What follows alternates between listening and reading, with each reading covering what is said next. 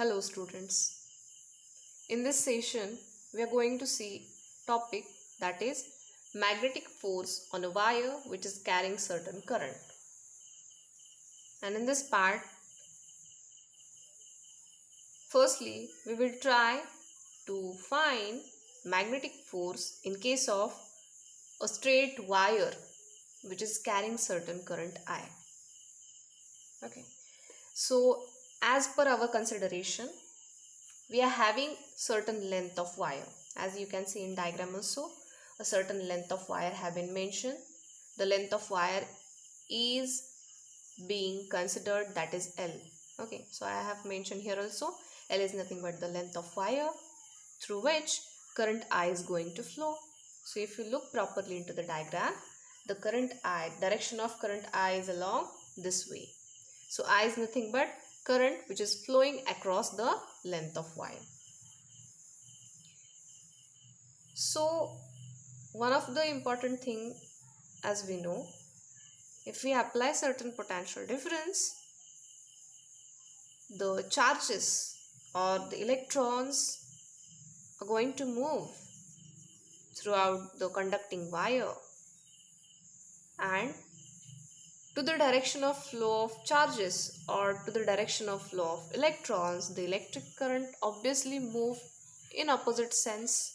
Okay, so if in this case I am saying that the current is or the current I is moving along this direction, then definitely the charges, or I can say the electrons, are going to move in opposite sense, that means along this direction. Okay, so here in the consideration we have considered Q be the amount of charges which are flowing through the length of wire. Okay, and definitely if that charges are going to move, that means they will definitely have certain velocity, and that velocity will also point along this direction. Okay, so here velocity vector, or I can say drift velocity, have been mentioned in diagram, and that is pointing in this way. Okay, so v suffix t, vector v suffix d is nothing but the drift velocity of the charges or of the electrons which are going to move from that wire. One most important thing have been mentioned in our consideration, that is the magnetic field. And the magnetic field, that is nothing but vector B, is perpendicular to the length of wire. Okay, so if I am considering this is my length of wire, so magnetic field is perpendicular throughout the length, so magnetic field will point in upward direction. Okay, so direction of magnetic field is upward, okay, towards us. Okay, so now if I am interested to determine here direction of magnetic force, okay, so now I will apply the Fleming's right hand rule, as I have explained you in class also. Okay, so in terms of three fingers, we try to find, in case of Fleming's right hand rule, the direction of force. Okay, as you know, this first finger indicate us the direction of current flow. This middle finger is indicating us the direction of magnetic field, and this outermost thumb will definitely indicate us the direction of force. So in our case, the magnetic field is perpendicular throughout the length of wire. Direction of current flow is along this way. Okay, now properly observe my fingers. So this is nothing but, this first finger definitely indicate us the direction of current flow. This middle finger which is pointing in upward direction, this is indicating me the magnetic field which is perpendicular to the length of wire, and this outermost thumb definitely it indicate us the magnetic force, or I can say F suffix M. Okay, so if you look properly into the diagram, this vector which is pointing in upward direction is indicating us the magnetic force. Okay, and which is in upward sense. Okay, so now if I am interested to find here, the current through this conducting wire, then I'll have the equation current I, that is nothing but amount of charges, that is nothing but Q, flowing through that conducting wire with respect to time t. Okay, so now if I rearrange this equation, I will have the amount of charges Q flowing through the conducting wire, that is nothing but Q is equal to I into T. Okay, but as per our consideration, we are having certain length of wire, that is L, through which current I is going to flow, and the charges which are moving through this certain length of wire, they are having certain velocity v suffix t, that is nothing but drift velocity. In this case, we will have Q, that is amount of charges which are flowing through that length of wire, that is I into L upon V suffix D. This is our first equation. Okay, now what I am interested to find here? I am interested to find the magnetic force across that straight wire which is carrying certain current I. So as in previous section or in previous session, we have seen how the magnetic forces have been calculated. General equation we have seen.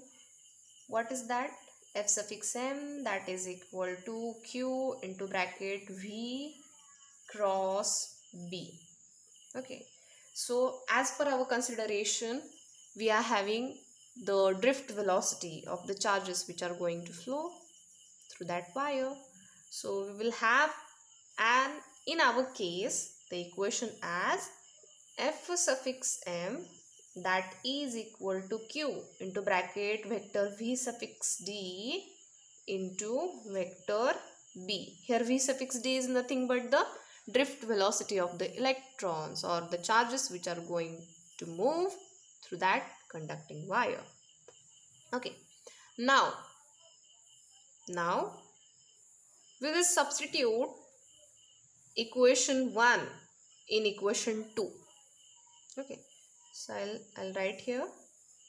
Simply you can say put equation 1 in equation 2.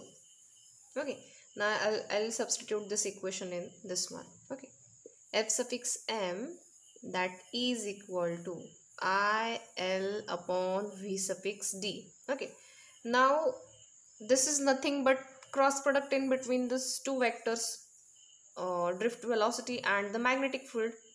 And as we have seen in case of diagram also, drift velocity and the magnetic field both are perpendicular to each other, na? So we will have V suffix D into B into sine of theta into unit vector n cap. This represents us the cross product in between the two vectors as you have studied in 11th standard. Okay, now if you look properly into this expression, here V suffix D will get cancelled. Okay, so this V suffix D will get cancelled. I will have equation like F suffix m, that is equal to I L B sine of theta into n cap. Now let me know the drift velocity, or I can say the current flow through that conducting wire, or simply if I'll look into the diagram, I'll have the drift velocity is perpendicular to the magnetic field. Okay, look here, direction of drift velocity is in this way and our magnetic field is pointing in upward direction. Both are perpendicular to each other, na? Okay, so theta here, theta is nothing but 90 degree, and as we know sine 90 degree is nothing but 1. So if I substitute this in above equation, I'll have force that is due to the magnetic field in case of a straight wire which is carrying certain current I is nothing but ILB into n cap. So this equation gives us magnetic force on a certain wire which is carrying certain current I, okay, which we are interested to determine. Okay, this is our required equation, or this is our required case.